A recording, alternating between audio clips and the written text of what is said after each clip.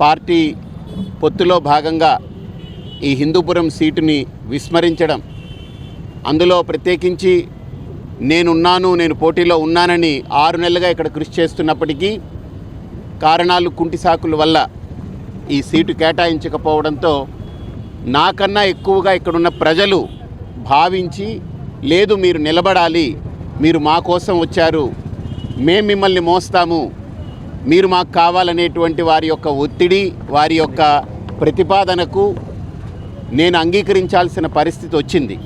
కాబట్టి ఈరోజు స్వతంత్ర అభ్యర్థిగా నేను నామినేషన్ దాఖలు చేయడం జరిగింది. సప్తపది అని చెప్పాను కదా, అంటే 7 అంచెల్లో దీన్ని డెవలప్ చేయాలనేటువంటిది. దాంట్లో 3 విషయాలు చెప్పాను గతంలోనే. 1 గణేష సరోవరం అని, 2 కళాశాలల యొక్క అభివృద్ధి అని చెప్పి, విద్యాలయాల యొక్క అభివృద్ధి అని, అలాగనే హాస్పిటల్ తాలూకా పునరుద్ధరణ అని చెప్పాను. ఇంకా 4 అంశాలు ఉన్నాయి. అవన్నీ మీడియా ముందు నేను తీసుకొచ్చి ఈ 7 అంశాలని నేను మీడియా ముందు ప్రతిపాదన చేస్తాను. ప్రజల దగ్గరికి దాన్నే తీసుకెళ్తాను.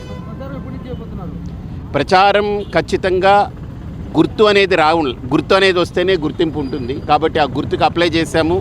వాళ్ళు 29వ తేదీ కానీ లేదా 30వ తేదీ కానీ గుర్తు కేటాయిస్తారు. ఆ గుర్తుతో ప్రచారానికి వెళ్తాం. ఈలోపు అంతర్గతంగా నాకు కావలసినటువంటి నా మద్దతుదారులు ఎవరైతే ఉన్నారో వాళ్ళందరినీ కలుసుకోవడం, వాళ్ళందరితో మాట్లాడడం జరుగుతూ ఉంది.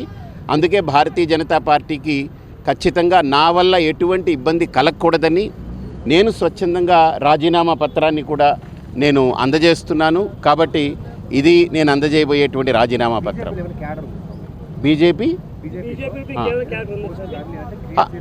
బీజేపీ అనేటువంటిది నా పాత్ర, నేను జస్ట్ ఒక కార్యకర్త. సమస్య లేని ఇల్లు ఉండదు, పరిష్కారం లేని సమస్య ఉండదు. బంధాలు గొప్పవి, బాధలు చిన్నవి.